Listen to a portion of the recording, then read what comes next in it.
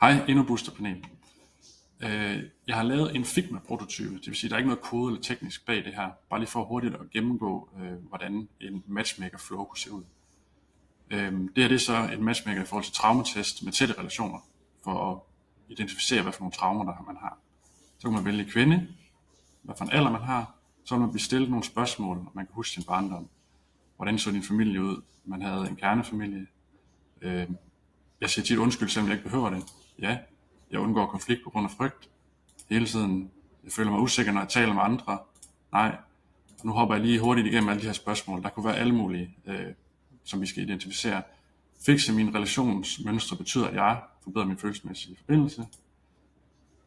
Og så vil man blive koblet op på en behandler fra Spirit World, som har erfaring inden for det her område. Spirit Worlds Matchmaker har analyseret dine svar og anbefaler TBT som værende det mest optimale sted for dig at begynde din helingsrejse.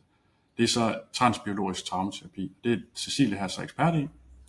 Så fortsætter man får sin rapport over, man kan se, at ens dysfunktionelle relationsmønster det er højt i det her tilfælde. Man kan se sin tilknytningsstil er ængstelig, jalousiniveau, selvværdsniveau, hvad for nogle triggers man har, og det her kan man jo udbygge. Og så er det, vi samler op med dataen og kigger på, hvad vi allerede har i vores bank. Tidligere klienters data indikerer, at du kan få løst dine traumer. Baseret på svar fra 2.745 tidligere klienter, forventer vi, at du kan få løst dine relationsmønstre til december 2024. Så bliver der oprettet en plan, som bliver sendt til klientens mail.